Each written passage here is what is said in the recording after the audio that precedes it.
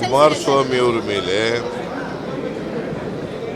Shri Sai Venkateshwara ಮಿನರಲ್ಸ್ನಲ್ಲಿ 23/11/2023 ಲೋಕಾಯುಕ್ತದವರು permission ಕೊಡಿ ಅಂತ ರಾಜ್ಯಪಾಲರಿಗೆ ಕೇಳಿದ್ದಾರೆ ಪ್ರಾಸಿಕ್ಯೂಟ್ ಮಾಡಲಿಕ್ಕೆ. ಆದರೆ ಇವತ್ತು ಮತ್ತೆ ಕೇಳಿದ್ದಾರೆ ಅಷ್ಟೇ, ಗೊತ್ತಾಯ್ತಾ? ಅದನ್ನು ಮತ್ತೆ ಕೇಳಿದ್ದಾರೆ ಅಂದರೆ 26/7/2024 ಅಬ್ರಾಹಿಮ್ ನನ್ನ ಮೇಲೆ ಕೊಡ್ತಾರೆ 11:15 ಗಂಟೆಗೆ. 10 ಗಂಟೆಗೆ ಶೋಕಾಸ್ ನೋಟಿಸ್ ತಯಾರಾಗ್ಬಿಡ್ತದೆ. ಇದು ಡಿಸ್ಕ್ರಿಮಿನೇಷನ್ ಅಲ್ವೋ?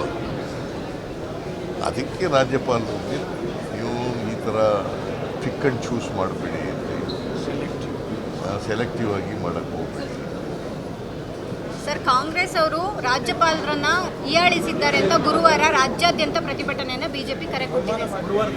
ಏನು ಹೀಯಾಳಿಸಿರೋದು? ಅವ್ರು ಮಾಡಿರೋ ಕೆಲಸ ಹೇಳಿದ್ದಾರೆ. ಇದನ್ನು ಹೇಳಿದ್ರೆ ಹೀಯಾಳಿಸದ? ಶಶಿಕಲಾ ಜೊಲ್ಲೆನಿದೆ 21ನೇ ಇಸ್ವಿಯಿಂದ, ಅದು ಮಾಡಿಲ್ಲ, ಪರ್ಮಿಷನ್ ಕೊಡಲಿಲ್ಲ. HD ಕುಮಾರಸ್ವಾಮಿ ಮೇಲೆ ಕೊಡಲಿಲ್ಲ, ಆಮೇಲೆ ನಿರಾಣಿ ಮೇಲೆ ಕೊಡಲಿಲ್ಲ, ಆಮೇಲೆ ಜನಾರ್ದನ್ ರೆಡ್ಡಿ ಮೇಲೆ ಕೊಡಲಿಲ್ಲ. ಇದನ್ನು ಹೇಳಿದ್ರೆ ನಾವು ರಾಜ್ಯಪಾಲರ ಇದು ಸಂವಿಧಾನದತ್ವಾದಂಥ ಪೋಸ್ಟು, ಅದ್ರ ಬಗ್ಗೆ ಗೌರವ ಇದೆ. ಈಗ ಅವರು ನಾವೇನು ಹೇಳೋದು ಅಂತಂದರೆ, ನೀವು ರಾಷ್ಟ್ರಪತಿಗಳ ಅವರಿಂದ ಅವರ ಪ್ರತಿನಿಧಿಯಾಗಿ ಕೆಲಸ ಮಾಡಿ ಅಂತ. ನೀವು ಕೇಂದ್ರ ಸರ್ಕಾರದ ಪ್ರತಿನಿಧಿಯಾಗಿ ಕೆಲಸ ಮಾಡ್ತೀವಿ.